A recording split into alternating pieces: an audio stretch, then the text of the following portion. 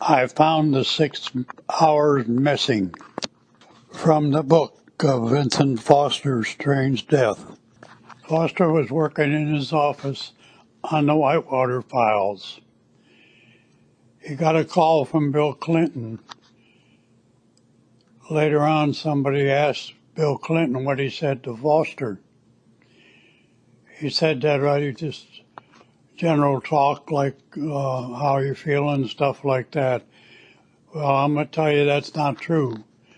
What he really said was, Hillary wants to see you. So at 1 o'clock that day, Foster leaves.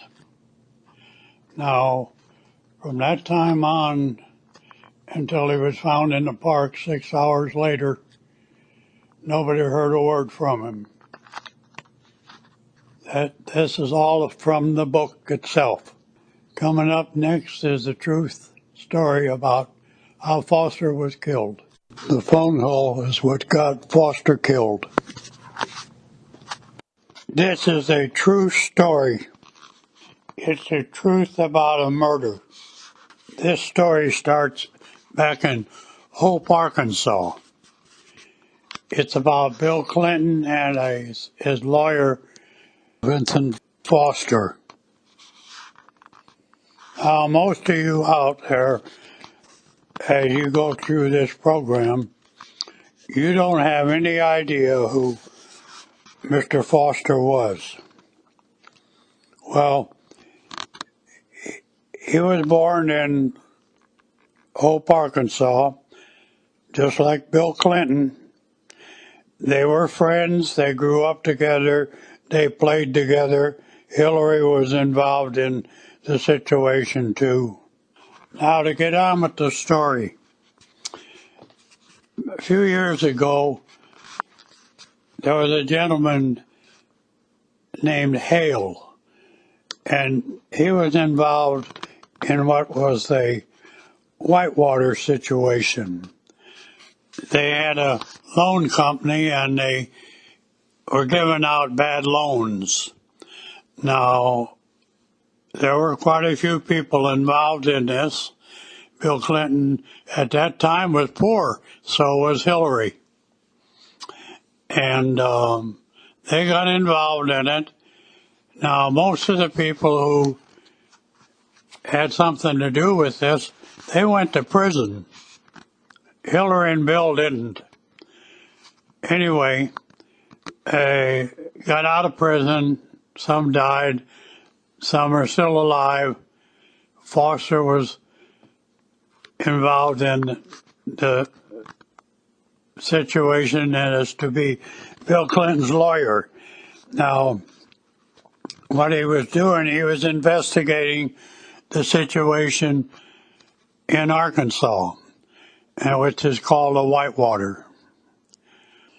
Now, in the beginning, I mentioned something about a murder.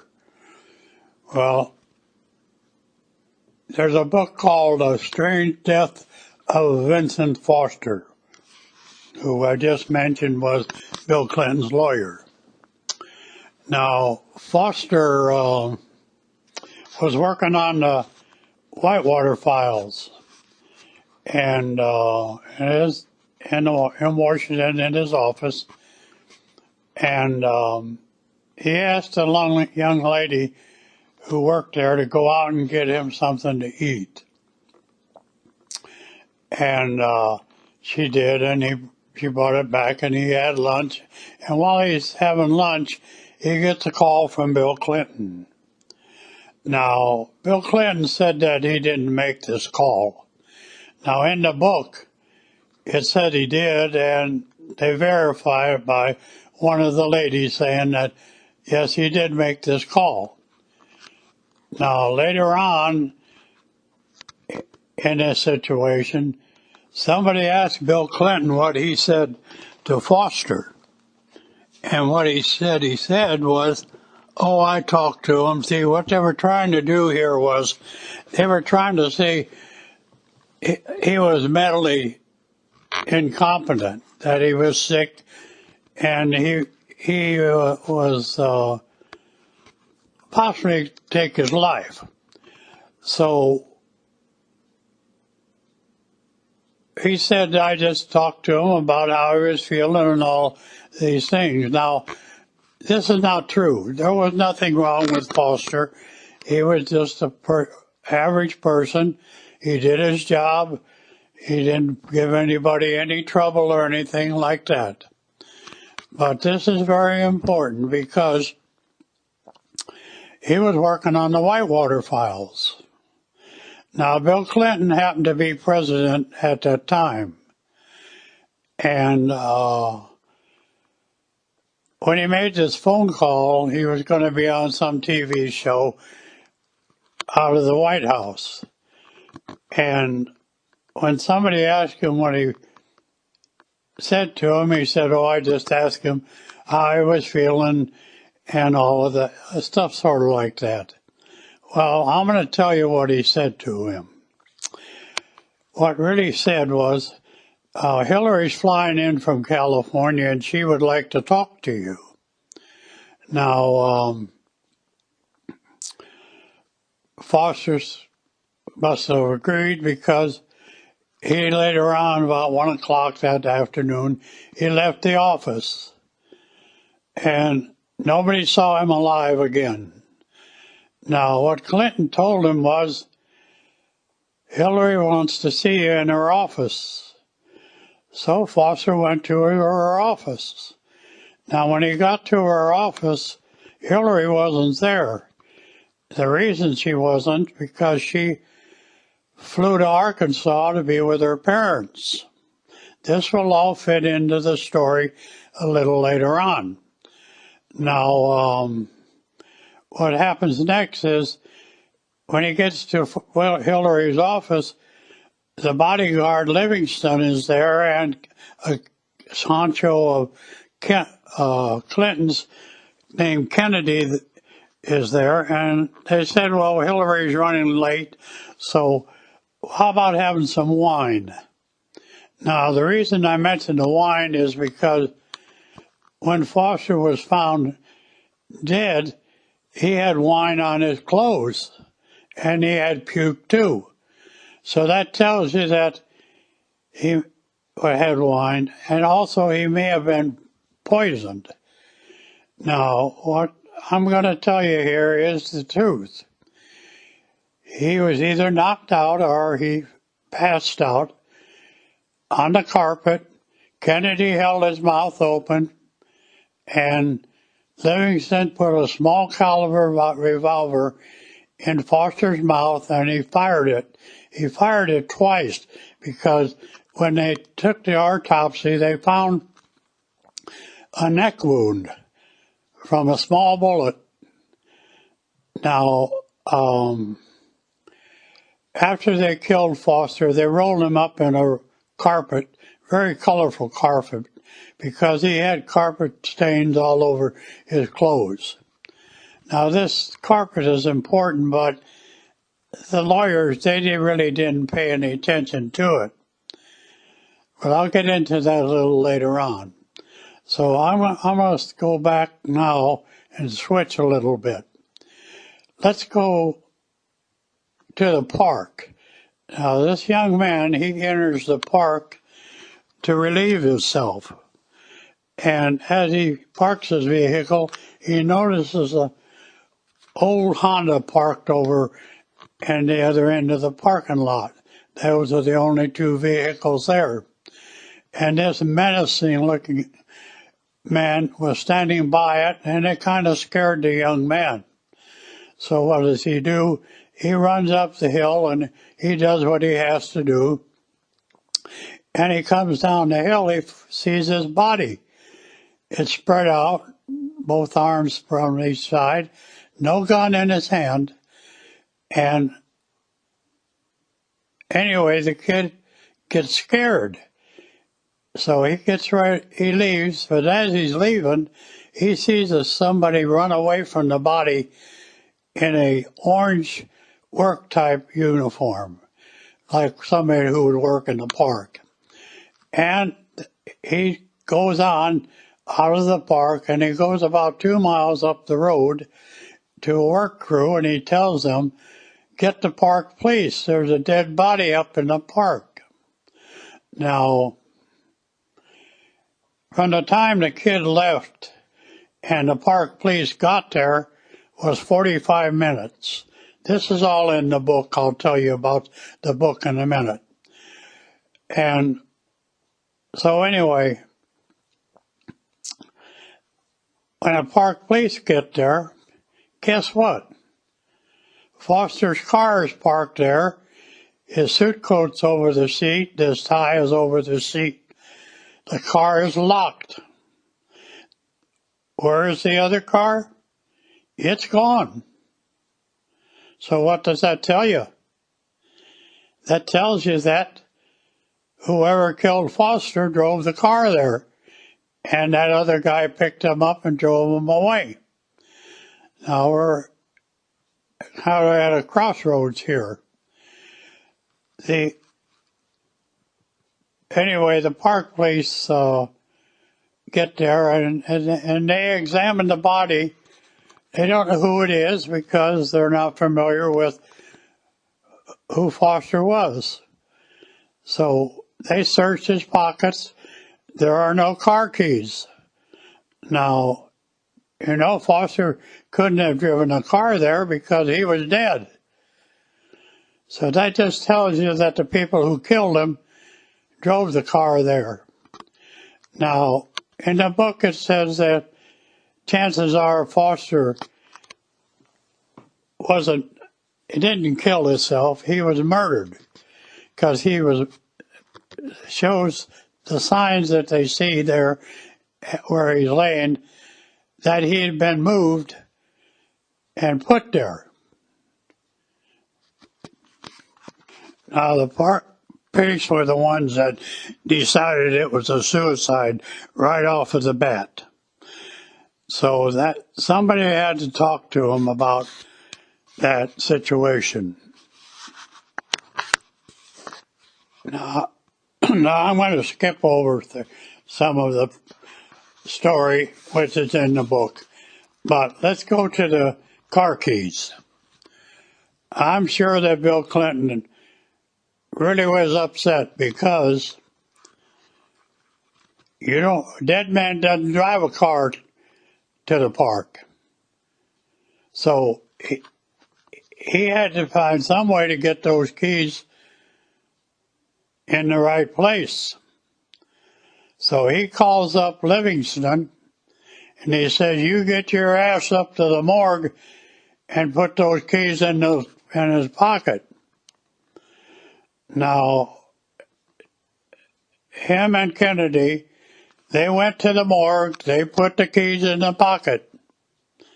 Now there's two other people, Brom and somebody else, that showed up later.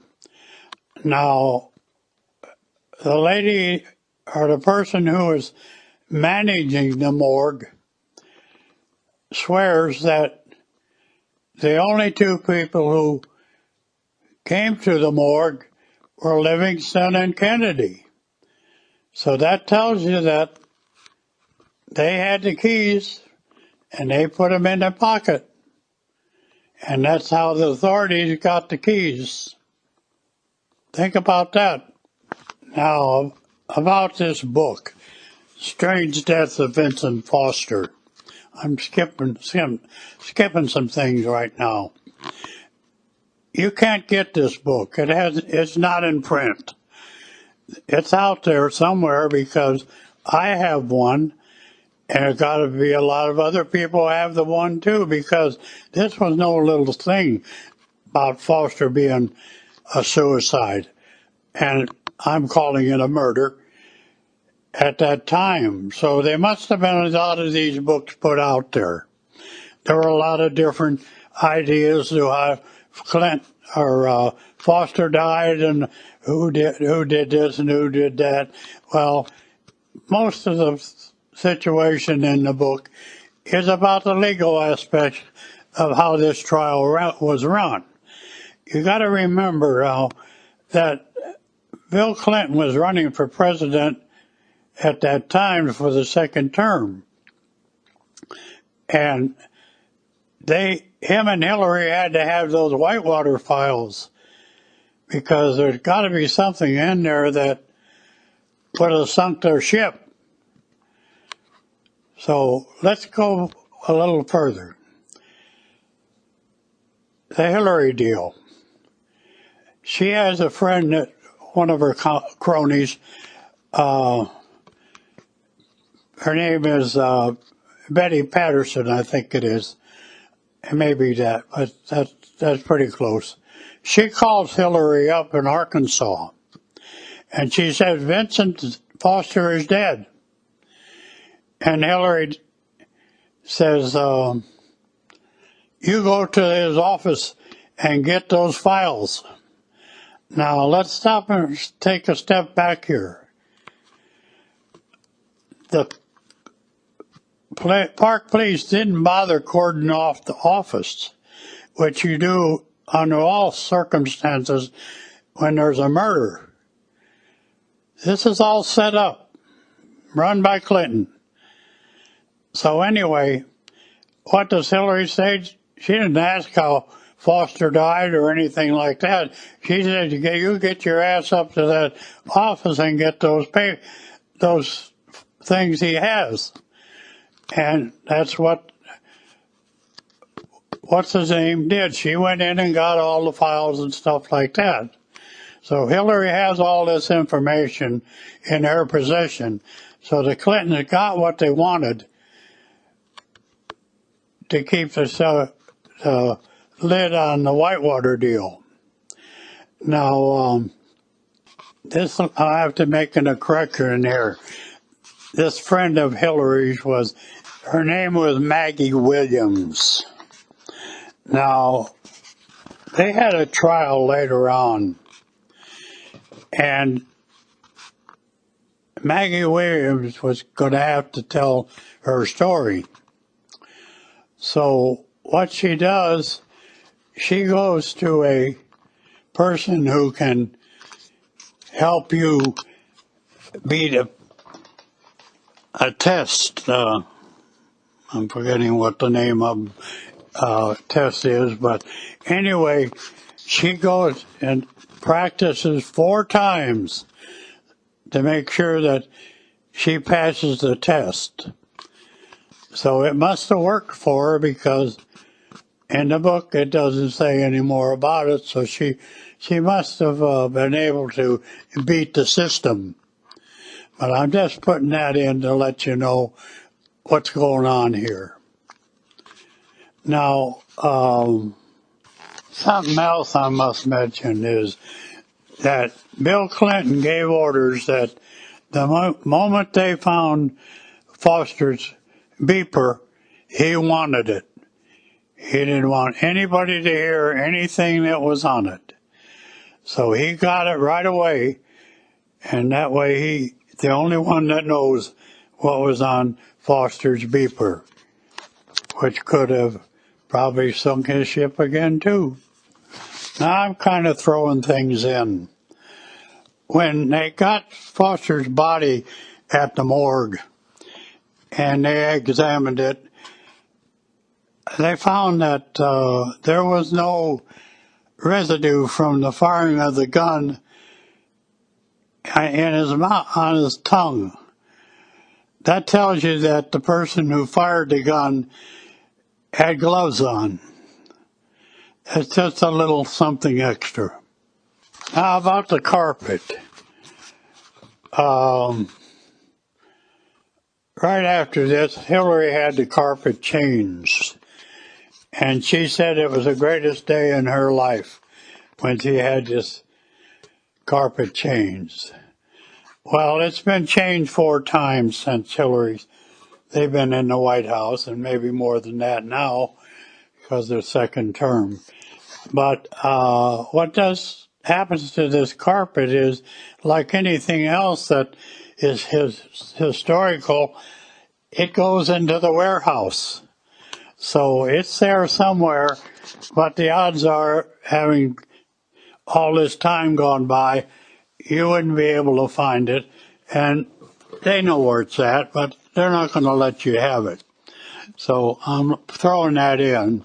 I'm trying to pick things out here that I have marked down in the back of my book as to what I think is important here and what isn't. This is one of the most important things in the whole story. You may wonder why the park police were handling all this stuff and not the FBI or those type of people who normally do handle high-profile murderers. Well, what happened was the day before Foster was murdered, Clinton fired the FBI director Sessions. Now, Sessions told him, or said to him, I want to stay on until my replacement comes in. Now, Clinton said, no, I'm going to let you go now. So that's the reason that the FBI wasn't in on this, and that's the reason that Bill Clinton was able to control everything that went on in this trial and why he got away with murder. Now, I have more to say, but at this time I'm going to kind of close this out and talk to you. You're an American citizen, and I'm hoping a lot of people get this disc and hear what I have to say. I'm an American. I'm a World War II veteran, and I'm pissed off for somebody like Clinton to get away with murder, and his wife too. Now, if there are any Americans out there who can do something about this, I would like for them to arrest Kennedy and put all the pressure you can on Kennedy, because he was one of the two people who murdered Foster. Pressure him, threaten him, do anything you can to get the information you want. And next, go to the bodyguard, Livingston. Now, if you do it right and you get Kennedy to talk, then you'll have Livingston. And you have to start out someplace, and the weakest link in this thing is Kennedy. If you get him to talk, then you can pretty well sew this thing up and prove what I just told you in my story. If you're anybody out there that can do what I'm suggesting, I'm sure there are a lot of you out there that got the guts to do it. So let's see what you can do. Start with Kennedy and then work yourself on up. Get Maggie Williams, and there are others I haven't mentioned that can be subpoenaed and made to talk. You put enough pressure on them, say they're going to spend the rest of their life in prison, they'll talk. So I'm wishing you the best of luck, and I'm hoping that you are an American and you step forward and you do what I believe you should do. We sent a lot of young men to war in World War II. They died.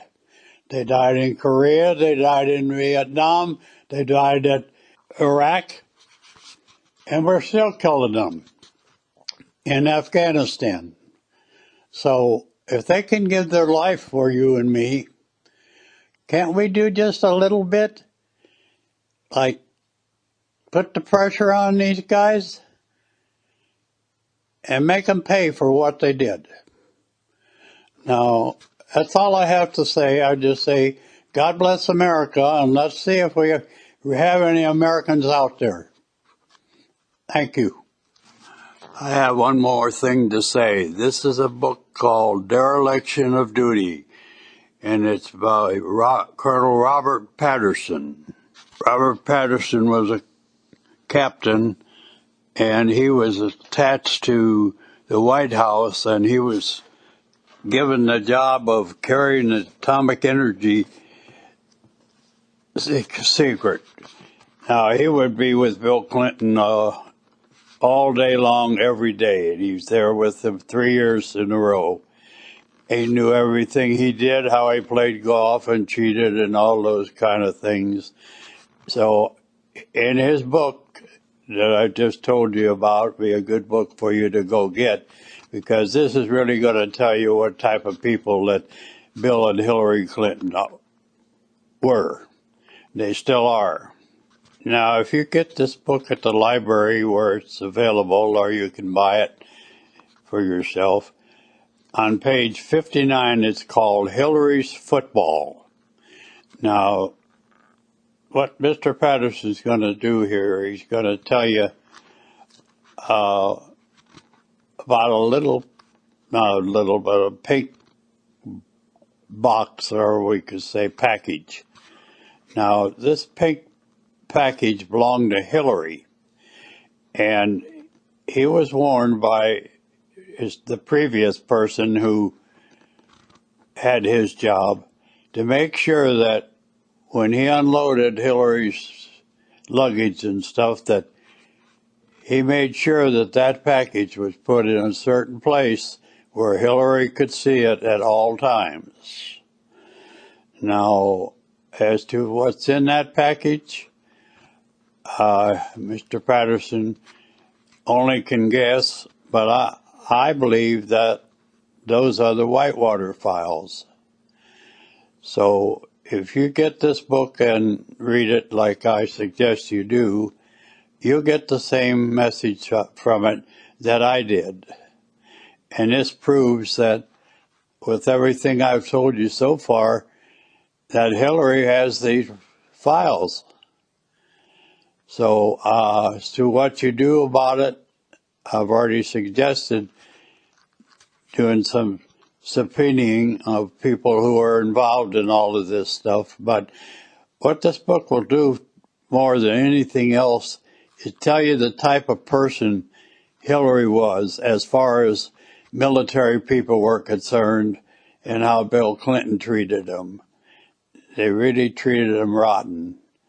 So if you have the time or you are interested in what I'm telling you, then you go get this book at the library or buy it.